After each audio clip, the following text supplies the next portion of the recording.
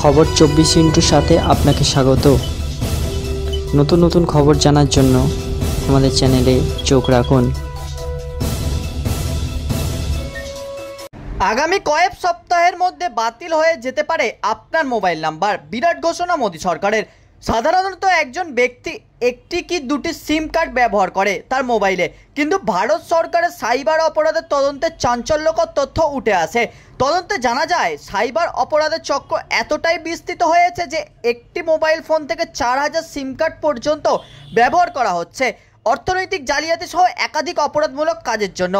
সম্প্রতি বিভিন্ন মিডিয়াতে বলা হচ্ছে দেশ জুড়ে বহু ফোন নম্বর বন্ধ করে দেওয়া হচ্ছে এবং এসব কিছুই সরকারের নির্দেশে হচ্ছে। গত সপ্তাহে একটি প্রতিবেদনে বলা হয় সরকার 6.80 লক্ষ মোবাইল নাম্বার বন্ধের লক্ষ্য নিয়েছে প্রতারণা রোধ করার জন্য। সরকার ও আইন নির্ধারক সংস্থাগুলির নির্দেশের কারণে ভারতীয় টেলিকম সংস্থাগুলি আগামী কয়েক সপ্তাহের মধ্যে কয়েক লক্ষ ফোন নাম্বার বন্ধ করে দেবে। গত 9 মে টেলিকমিউনিকেশন বিভাগ টেলিকম সংস্থাগুলিকে 28,220টি মোবাইল ফোন বন্ধ করে দেওয়ার নির্দেশ দেয় এবং সন্দেহজনক 2 মিলিয়ন বা 20 লাখ সিম পুনরায় পর্যবেক্ষণের নির্দেশ দেয়। সাইবার অপরাধের তদন্তে জানা গেছে প্রতারকরা প্রতিদিন বিভিন্ন টেলিকম সংস্থার সিম ব্যবহার করছে এবং নিত্য তারা সিম কার্ড ও মোবাইল পরিবর্তনও করছে যাতে পুলিশ ধরতে না পারে। আবার এক রাজ্য থেকে সিম কিনে অন্য রাজ্যে গিয়ে তার ব্যবহার করছে প্রতারকরা।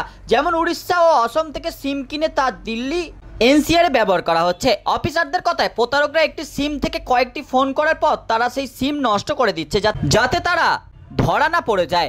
কেন্দ্রীয় সরকার এআই প্রযুক্তি ব্যবহার করছে প্রতারণা চক্র রোধের জন্য। গত এক বছরে দেশে 17 লাখ মোবাইল সংযোগ এবং 1,86,000 মোবাইল ফোন বন্ধ করে দেওয়া হয়েছে।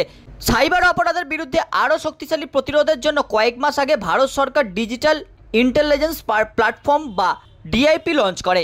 এখানে সমস্ত বিভাগের সাইবার অপরাধের তথ্য রয়েছে যাতে তদন্ত সুবিধা হয়। 1951 সালে ইন্ডিয়ান টেলিগ্রাফ ভায়োলেন্সের আইন অনুযায়ী সাইবার অপরাধের বিরুদ্ধে ব্যবস্থা নেওয়া হচ্ছে।